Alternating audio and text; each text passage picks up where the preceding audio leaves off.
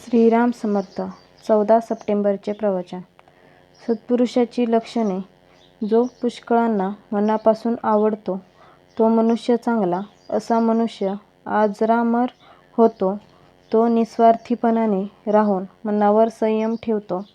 स्वतःच्या स्वार्थासाठी दुसऱ्याला बुडवण्याचा दुष्टपणा त्याच्याकडून होणेच शक्य नाही. असा सत्पुरुष म्हाताऱ्याला म्हातारा, पुरुषाला पुरुष, बाईला बाई, मुलाला मुलासारखा दिसतो. म्हणजेच जो ज्याप्रमाणे असेल त्याप्रमाणे त्याचे त्याच्याशी वर्तन असते. असा मनुष्य कोणाविषयी काही निंदा किंवा स्तुती बोलत नाही. मान घ्यायला योग्य असूनही मानाची अपेक्षा तो करीत नाही.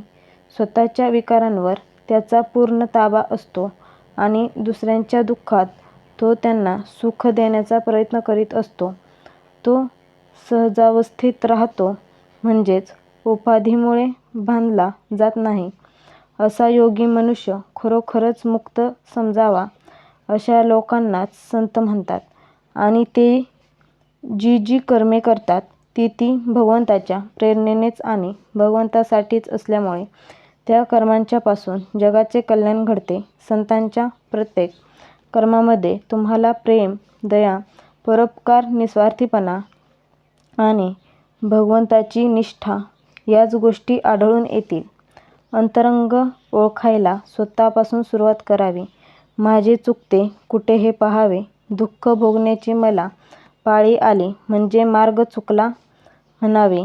ज्याला सुख दुःख बाधत नाही तोच खरा समाधानी. मी रोज नामस्मरण करतो. 4 वर्षे माझे भजन नाही चुकले असे आपण म्हणतो, पण मी हे सर्व करतो अशी सारखी आठवण ठेवली तर काय उपयोग. मी मेहनत घेतो पण थोडक्यात नाचते. ते या अभिमानामुळे. जोपर्यंत अभिमान सोडून भगवंताचे स्मरण मी करीत नाही तोपर्यंत ते स्मरण कसे म्हणावे. भगवंताशिवाय इतर जाणीव ठेवून मी त्याच्याशी अनन्यपणे वागतो असे कसे म्हणता येईल. मी तुम्हाला खरेच सांगतो, तुम्ही रामाकडे कर्तेपण द्या आणि त्याच्या इच्छेने वागा. तुमची देहबुद्धी नष्ट झाल्याशिवाय राहणार नाही.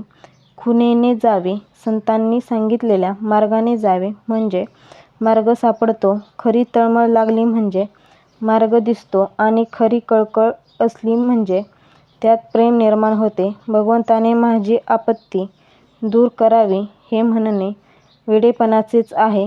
संकटे आपत्ती आल्या म्हणून भगवंताला विसरणे हे केव्हाही योग्य नाही. देहबुद्धीचा नाश नामाच्या स्मरणात आहे खास.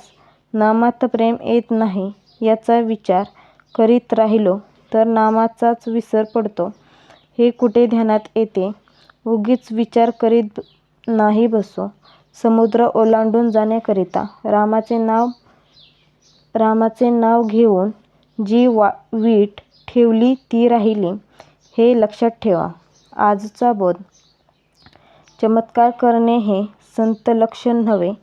संत चमत्कार दाखवावा म्हणून चमत्कार करीत नाहीत.